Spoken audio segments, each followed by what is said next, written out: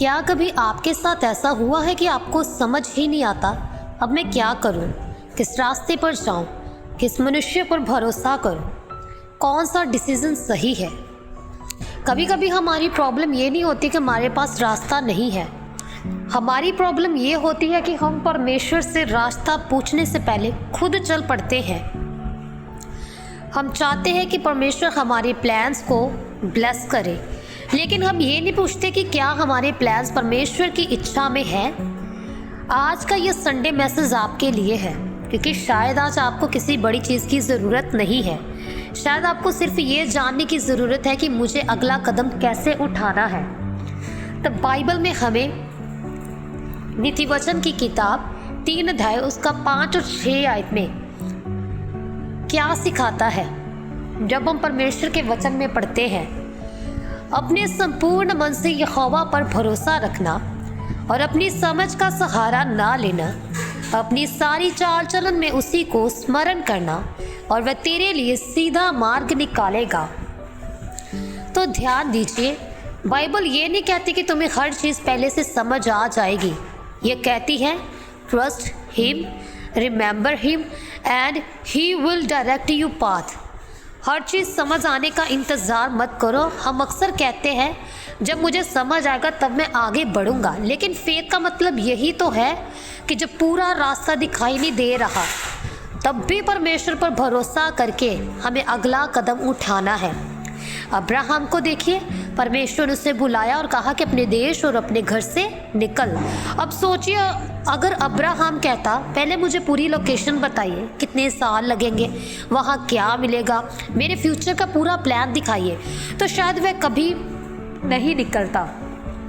लेकिन उसने विश्वास किया। क्यों? क्योंकि उसे डेस्टिनेशन से ज़्यादा जिसने बुलाया था उस पर भरोसा था। आज हमारे साथ भी यही होता है।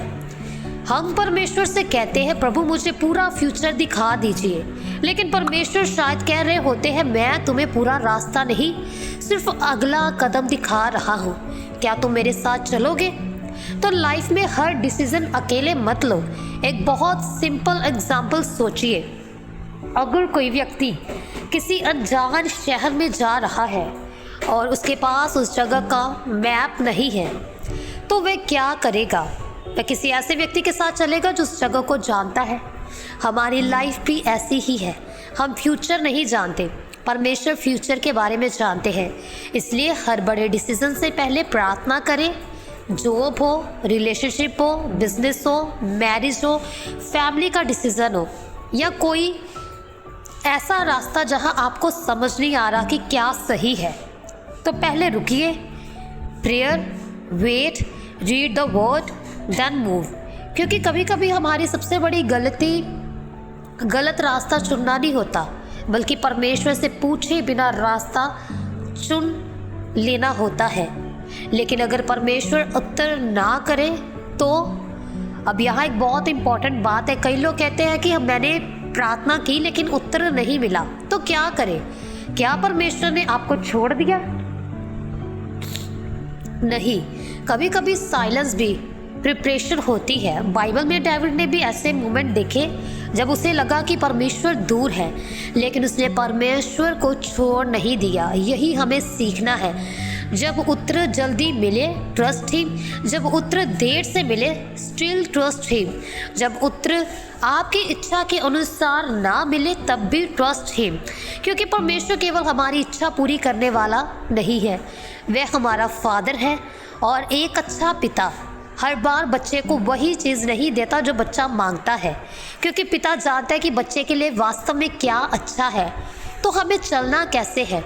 अब प्रैक्टिकल बात करते हैं। अगर हमें परमेश्वर के साथ चलना है तो मंडे से संडे तक प्रैक्टिकल क्या करना है? पहला, सुबह परमेश्वर को पहला स्थान दें। सुबह उठकर तुरंत फ़ोन मत उठाइए, पहले एक छोटी प्रार्थना करें। स्वर्गीय पिता, आज का दिन आपका है। मेरी सोच, मेरे शब्द, मेरे डिसीजंस को प्रभु आप गाइड कीजिए। आपके 2 घंटे प्रेयर करने की ज़रूरत नहीं, कभी कभी एक सिंसियर प्रार्थना भी दिल की दिशा बदल देती है।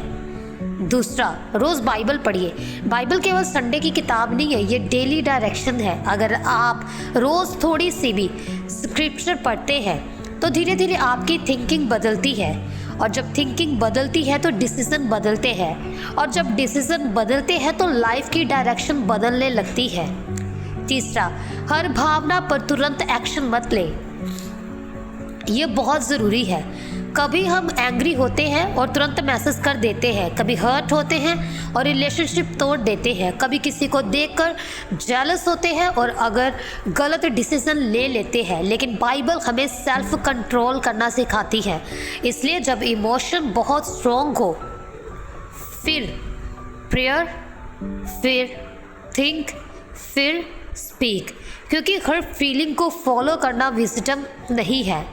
एक रियल लाइफ एग्जाम्पल को हम देखते हैं। मान लीजिए किसी व्यक्ति को जॉब में प्रमोशन नहीं मिला और वह सोचता है परमेश्वर मेरे साथ नहीं है। फिर उसका फ्रेंड उसे कहता है कि ये जॉब छोड़ दो, दूसरी जगह चले जाओ। वह बिना प्रार्थना किए जॉब भी छोड़ देता है। कुछ महीनों बाद उसे पता चलता है कि जिस कंपनी को उसने चुना था वहाँ सिचुएशन और ख़राब थी। अब वह सोचता है काश मैंने पहले प्रार्थना की होती। कभी कभी जिस डोर के बंद होने पर हम रोते हैं वही डोर गॉड ने हमें बचाने के लिए बंद किया होता है। हम केवल क्लोज डोर देखते हैं, परमेश्वर पूरा रास्ता देखता है। इसलिए जब कोई डोर, दरवाज़ा बंद हो, तुरंत मत कहिए परमेश्वर ने मुझे रिजेक्ट कर दिया। कभी पूछिए परमेश्वर क्या आप मुझे किसी दूसरे रास्ते पर ले जा रहे हैं? तो हमें क्या छोड़ना है?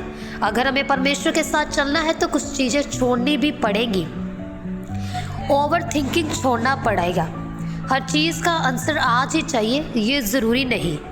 कंपैरिजन छोड़ना होगा। दूसरों की लाइफ देखकर अपनी लाइफ को छोटा मत समझिए। परमेश्वर की टाइमिंग हर व्यक्ति के लिए अलग हो सकती है। आपको फियर छोड़ना होगा। फियर कहता है क्या होगा, फेथ कहता है जो होगा मैं परमेश्वर के साथ सामना करूँगा। लोगों की अप्रूवल के पीछे भागना छोड़ना होगा। हर व्यक्ति आपको पसंद करे ये संभव नहीं, लेकिन अगर आपका रास्ता परमेश्वर के सामने सही है तो हर इंसान की अप्रूवल ज़रूरी नहीं। याद रखिए स्लो प्रोग्रेस भी प्रोग्रेस है। कभी आपको लगेगा कि आपकी लाइफ में कुछ नहीं हो रहा, आप प्रार्थना कर रहे हैं, आप बाइबल पढ़ रहे हैं, आप सही चलने की कोशिश कर रहे हैं, फिर भी कोई बड़ी ब्रेक थ्रो दिखाई नहीं दे रही। लेकिन याद रखिए बीज ज़मीन के अंदर भी ग्रो कर रहा होता है। ऊपर से कुछ दिखाई नहीं देता लेकिन अंदर काम चल रहा होता है। वैसे ही शायद आपकी प्रार्थना को उत्तर अभी दिखाई नहीं दे रहा, लेकिन इसका मतलब ये नहीं कि परमेश्वर काम नहीं कर रहा। God silence does not mean God absence. तो जब रास्ता कठिन हो जाए, अब एक और इम्पॉर्टेंट बात, परमेश्वर के साथ चलने का मतलब यह नहीं कि ज़िंदगी में प्रॉब्लम्स नहीं आएंगी। जीसस ने कहा कि संसार में तुम्हें कलेश होगा लेकिन हियाब बांधो।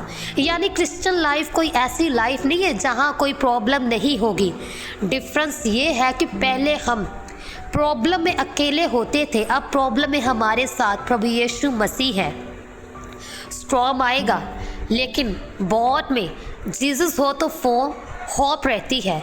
और शायद आज कोई व्यक्ति ऐसे ही स्टॉर्म में है, family problem, financial pressure, broken relationship, future की चिंता, प्रेयर का इंतज़ार। लेकिन आज परमेश्वर आपको याद दिलाना चाहते हैं कि तुम अकेले नहीं हो। आज से हमारी नई चाल कैसी होगी?